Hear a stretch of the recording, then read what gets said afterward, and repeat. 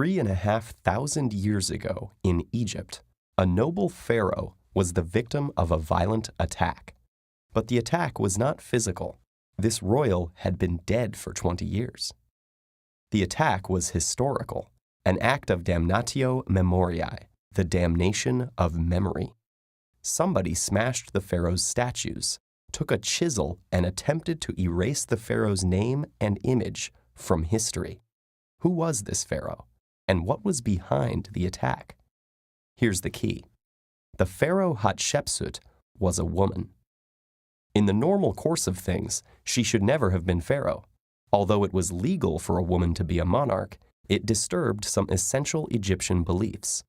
Firstly, the pharaoh was known as the living embodiment of the male god Horus. Secondly, disturbance to the tradition of rule by men was a serious challenge to Ma'at, a word for truth expressing a belief in order and justice, vital to the Egyptians.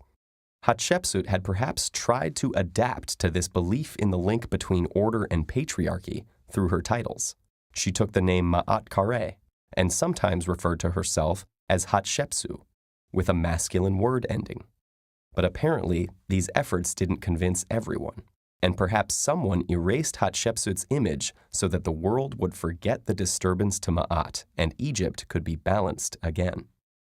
Hatshepsut, moreover, was not the legitimate heir to the throne, but a regent, a kind of stand-in co-monarch. The Egyptian kingship traditionally passed from father to son. It passed from Thutmose I to his son Thutmose II, Hatshepsut's husband. It should have passed from Thutmose II directly to his son Thutmose III, but Thutmose III was a little boy when his father died. Hatshepsut, the dead pharaoh's chief wife and widow, stepped in to help as her stepson's regent, but ended up ruling beside him as a fully fledged pharaoh. Perhaps Thutmose III was angry about this. Perhaps he was the one who erased her images. It's also possible that someone wanted to dishonor Hatshepsut because she was a bad pharaoh. But the evidence suggests she was actually pretty good. She competently fulfilled the traditional roles of the office. She was a great builder. Her mortuary temple, Djeser Djeseru, was an architectural phenomenon at the time and is still admired today. She enhanced the economy of Egypt, conducting a very successful trade mission to the distant land of Punt. She had strong religious connections. She even claimed to be the daughter of the state god Amun.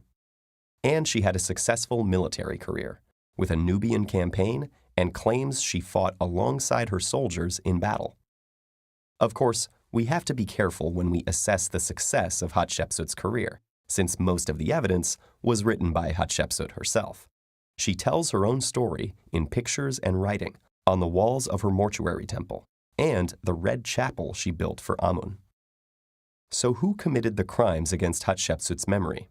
The most popular suspect is her stepson, nephew, and co-ruler, Thutmose III. Did he do it out of anger because she stole his throne? This is unlikely, since the damage wasn't done until 20 years after Hatshepsut died. That's a long time to hang on to anger and then act in a rage. Maybe Thutmose III did it to make his own reign look stronger, but it is most likely that he or someone else erased the images so that people would forget that a woman ever sat on Egypt's throne. This gender anomaly was simply too much of a threat to Ma'at and had to be obliterated from history. Happily, the ancient censors were not quite thorough enough. Enough evidence survived for us to piece together what happened, so the story of this unique, powerful woman can now be told.